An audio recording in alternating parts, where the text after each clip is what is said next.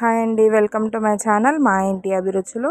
ఇవాళ వీడియోలో గంగవాయల కూర మామిడికాయ పప్పు ఎలా చేసుకోవాలి అనేది చూపిస్తున్నాను. ఈ పప్పు టేస్ట్ అయితే చాలా బాగుంటుంది, తప్పకుండా ట్రై చేయండి. ఇది ఎక్కువగా సమ్మర్లో తింటే గంగవాయల కూర చాలా మంచిదండి, బాడీకి చలువ చేస్తుంది.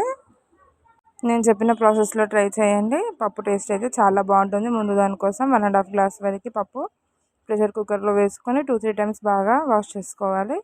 ఆ తర్వాత దాంట్లోకి ఒక 3 గ్లాసెస్ ఆఫ్ వాటర్ పోసి 3 to 4 విజిల్స్ వరకు పెట్టుకోవాలి. పప్పు అయితే మొత్తం మెత్తగా ఉడికించుకోవాలండి. ఆ తర్వాత తాలింపు కోసం ఒక కడాయి తీసుకొని దాంట్లో కొద్దిగా ఆయిల్ వేసి అందులో కొద్దిగా ఆవాలు, జీలకర్ర, అలాగే కొద్దిగా ఇంగువ, ఒక 2-3 రెమ్మల కరివేపాకు, ఒక హాఫ్ మామిడికాయ వరకు అయితే తీసుకున్నానండి. మామిడికాయ అయితే చాలా పుల్లగా ఉంది, అందుకే నేను హాఫే వేసాను. మామిడికాయ పులుపుని బట్టి అడ్జస్ట్ చేసుకోండి. అలాగే దాంట్లోకి 10 నుంచి 12 వరకు అల్లం వెల్లుల్లి వేసుకోవాలి. ఆ తర్వాత దాంట్లోకి గంగవాయల కూర బాగా వాష్ చేసుకొని వేసుకోవాలి.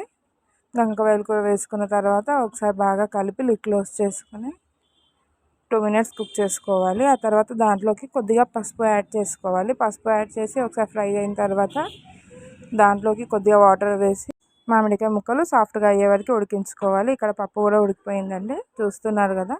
స్పూన్తో అయినా కలుపుకోవచ్చు, లేదంటే పప్పు గుత్తుతో అయినా ఒకసారి కలుపుకుంటే సరిపోతుంది.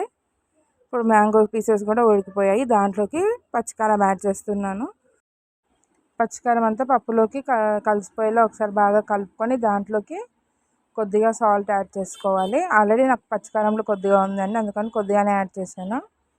సాల్ట్ వేసుకొని ఒకసారి కలుపుకున్న తర్వాత పప్పులోకి వాటర్ యాడ్ చేసుకోవాలి. అంత థిక్గా కాకుండా అంత లూజ్గా కాకుండా కొద్దిగా వాటర్ చూసి యాడ్ చేసుకోండి. వాటర్ యాడ్ చేసుకున్న తర్వాత ఒకసారి మంచిగా కలుపుకొని ఫ్లేమ్ లో టు మీడియంలో అడ్జస్ట్ చేసుకొని ఒక 5 నుంచి 10 minutes వరకు ఉడికించుకోండి. అంతే అండి, మనకు పప్పు అయితే రెడీ. లాస్ట్లో మనం స్టవ్ ఆఫ్ చేసే ముందు కొద్దిగా కొత్తిమీర వేసుకోండి. ఈ పప్పు వేడివేడి రైస్లో తింటే చాలా బాగుంటుంది. రైస్లోకనే కాదండి, చపాతీకైనా రోటీకైనా చాలా బాగుంటుంది. తప్పకుండా ట్రై చేయండి. మా వీడియోస్ కనుక మీకు నచ్చినట్టయితే లైక్ చేయండి, షేర్ చేయండి, సబ్స్క్రైబ్ చేసుకోండి.